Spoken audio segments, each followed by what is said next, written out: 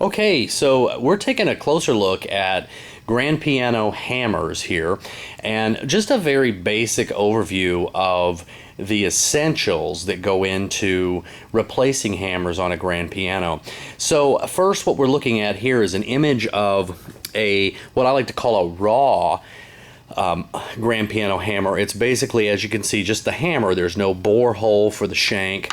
The molding is fully intact. It hasn't been arced out or tapered or squared or anything. It's just basically the way it would come from the manufacturer, and that's the raw hammer. Let's take a look at an existing hammer on a shank out of a grand piano, and very similar, obviously, in what you're seeing here. You still see the molding and the hammer felt as well as the underfelt. We have red underfelt here and then an orange color here. Moldings are different wood. This is probably hornbeam. This is likely mahogany.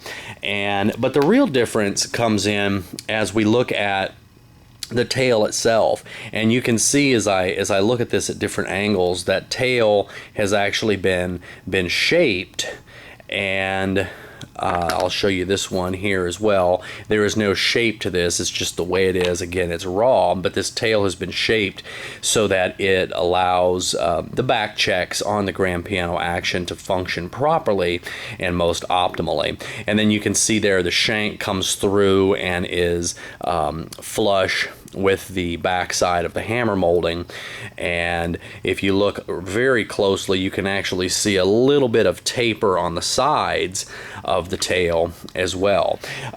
So this is an original hammer that came off of, I believe, a Yamaha grand piano. Let's take a look at a less than satisfactory job of a replacement hammer, and you can see a couple of problems here. Obviously, we have a similar hammer, so the size is probably right. The type of hammer is probably correct. However, as you can see, the tail has not been shaped at all. It is still in its raw form. The shank is protruding out the back end. It hasn't been made to be flush with the back end. So sometimes there can be some problems with back checks and such there. And then also there's no tapering at all on the sides of this hammer or the tail. And then what we call the arc, which is here, and it's always present in a very basic form in these hammers, but typically during the hammer replacement process, that arc is made a little bit more prominent, so that well, we can achieve the proper weight, and then we can clear everything that we need to clear in the piano. So now let's take a look at the same, not the same hammer, but an adequate or a suitable satisfactory replacement job for this Yamaha hammer, and we'll see it's very much what we'd expect to see. And you can see here, and I don't have them lined up, but you can see that the tails have the same type of an angle at the back. The shanks are both flush. They are tapered as they should be. Very much an excellent job of replacing this particular original hammer with a new hammer.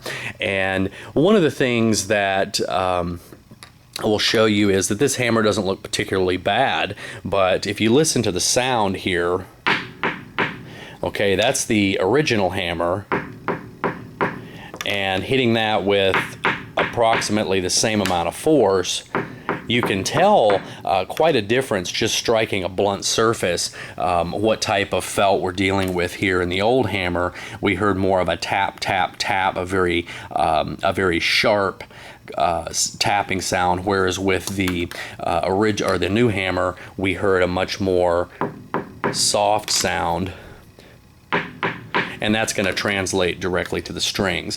But in any case, to take another quick look at the non-satisfactory job, as I'll call it here, on replacing a hammer, and then a quick look at the original hammer, and what we're trying to duplicate, and then what we are able to duplicate using the proper methods to create a very, very good match for the hammer.